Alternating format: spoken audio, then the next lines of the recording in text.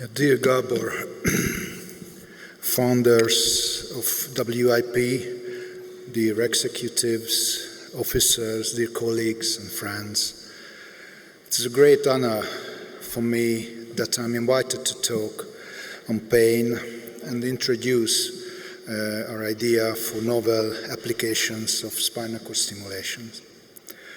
The first time I came here was 2005, and probably that time we had only from the common forms of SCS stimulus as the tonic low-frequency SCS stimulators. We had typical suprathreshold paresthesias covering painful dermatomes, charge-balanced, passive or active recharges, and frequency up to 1 kilohertz. Then later on,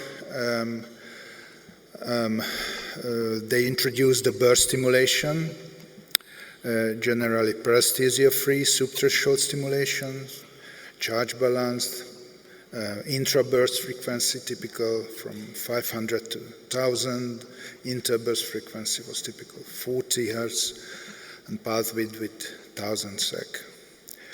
Then the kilohertz frequency SCS came to our interest, and the electric field shaping techniques played an important role. Multiple independent current sources appeared, various electrode designs came with a multitude of contacts for broader and refined stimulation. Then different structures of the spinal cord were targeted after dorsal column.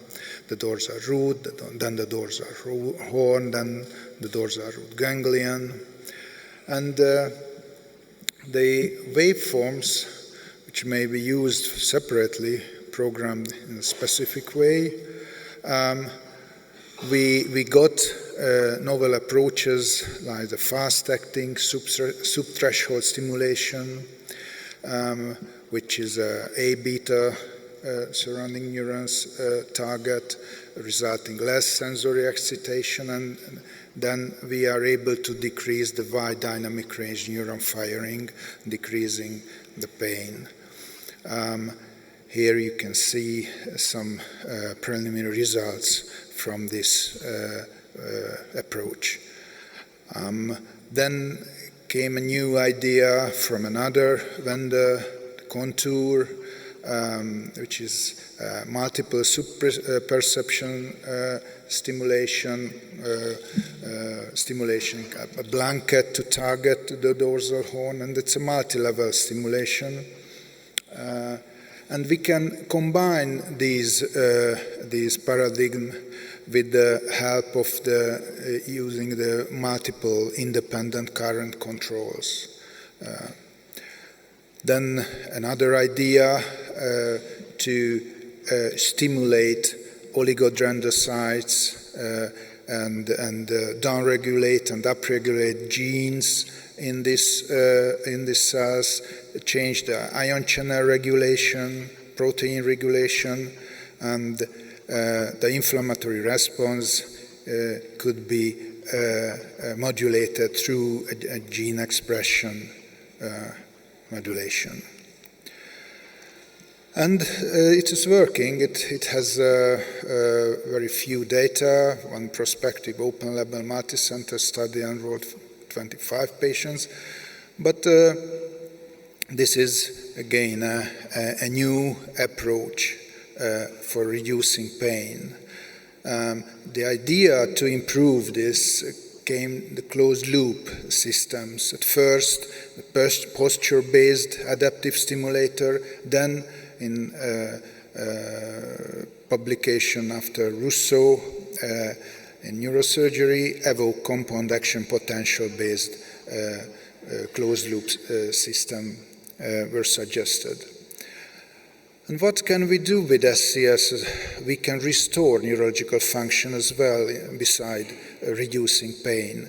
The Lausanne team, with Grégoire Courtine and Jocelyn Bloch, They invented the ARC therapy. It's a combo low-high frequency stimulation to activate different muscles in an appropriate fashion. And then the last 25 years of research of this, they implanted the first human paraplegic patient a couple of years ago with a classic long paddle lead placed in the dorsal epidural space. And this biomimetic stimulation, they targeted the dorsal root with a special temporal pattern to achieve appropriate neural activation. So how far we get in neuromodulation in the last 20 years. If we have a look at the different conditions, different indications, for Parkinson's disease, DBS, more than 80% of the patients who are appropriately would be treated with this are untreated. The much worse in the case of pain, of chronic pain, more than 90% of the patients are not treated in worldwide. And the same with the neuromodulation of epilepsy. And it has a parallel history of brain-computer interface developments and neuromodulation. You can see the first SCS was designed intradurally by Sheely in 1969, and now we have directional leads since 2015. And beside this, at the beginning of BCI developments, started to develop non-invasive BCIs, and now we have Orion, as you saw, with a visual cortical prosthesis. But what's happening with the physicians? They got different multiple competing hardware platform, what they have to learn to use. There is a need for personalized programming, especially in deep brain stimulation. There is an increased patient load.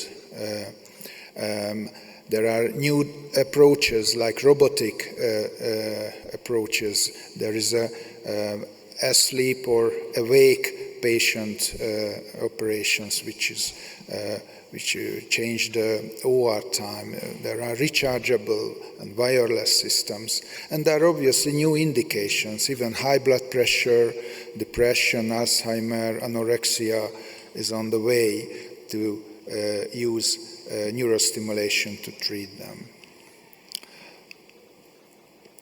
So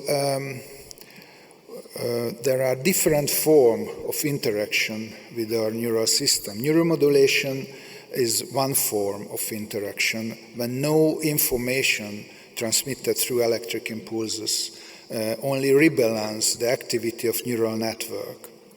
The other form of interactions gain more and more space in clinical research, such as brain-computer interface, when we decode activity of CNS, control the physical world, like with robotic or other arms, control our own body, create feedback loop for brain stimulation. And there is an inverse when we encode information into the brain and provide the information from the physical world and send signals to the neural network. This is we called brain writing, and the previous was the brain reading. If you have a look at today's effort, mostly focus on reading control signals instead of input the bidirectional information flow.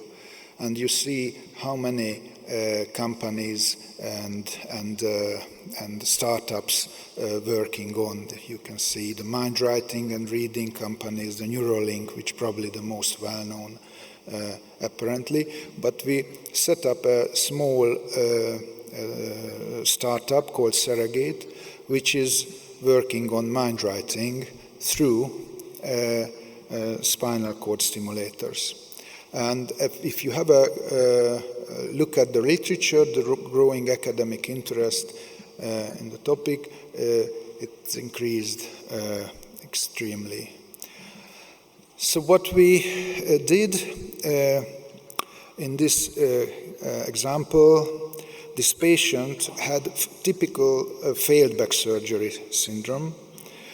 We implanted an 8-contact percutaneous lead at the level of T9, T10. The patient had the typical test period before implanting for pain the SCS, but beside this, we had the possibility to use this for developing spine-machine interfaces.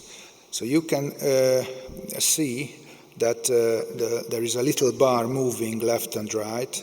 The task is for him to reach with closed eyes, without other help, reaching the balance state that we send through the lead by stimulation to the spinal cord. The other case report is a patient with paraplegia, feeling sensation and performing the task perfectly, so we think it can help for paraplegic patients to improve their balance in sitting position. As we know, this is the first step for rehabilitation in wheelchair. So the future possibility therapy for patients with balance states or different type of peripheral neuropathy could be this solution, and build balance prosthesis with implants which are safe to use, has track record for years for pain treatment, and are available across the world in hospitals.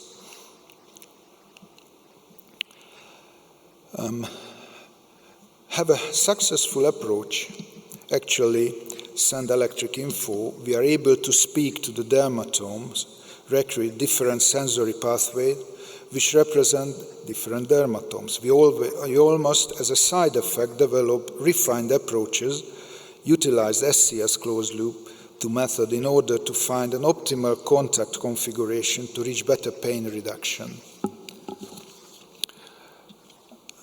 We want to develop, have developed the ability to record neural response from spinal cord guided calibration stimulation, recording ECAP from the lead. We are on the way of fully automated closed loop mapping system with a map of spatio-temporal contact response in space in less than 10 minutes, with the aid of machine learning, make suggestion of their direction.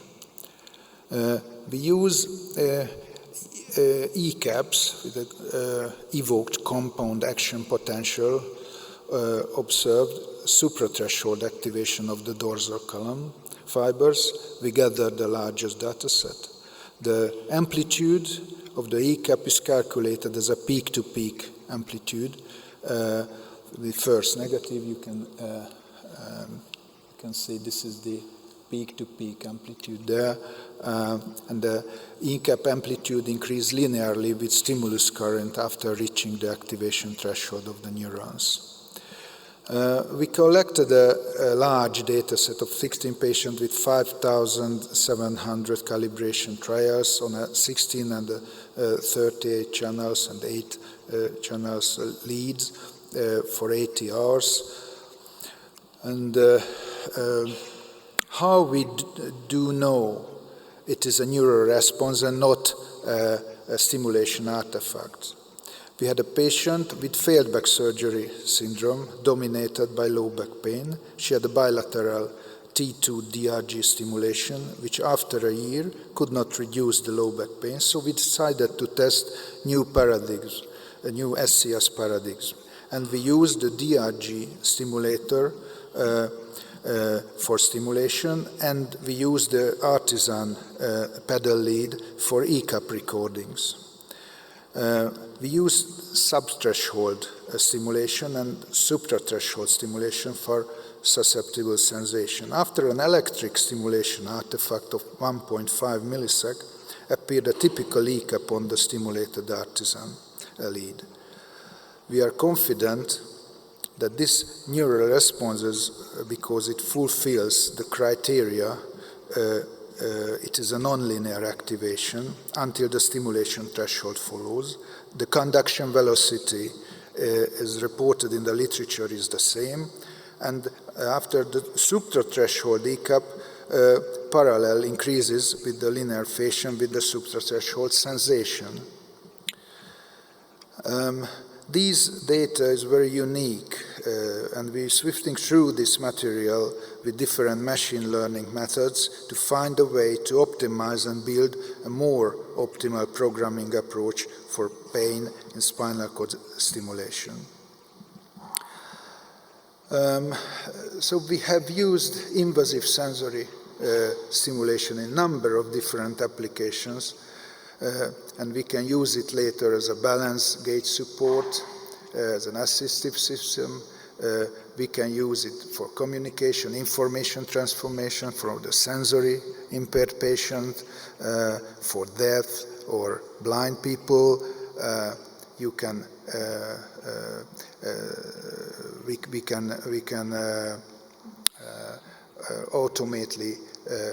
we can develop automated closed-loop SCS programming as well, and we can develop sensation prosthetics to patient with in the case of para or hemiplegia.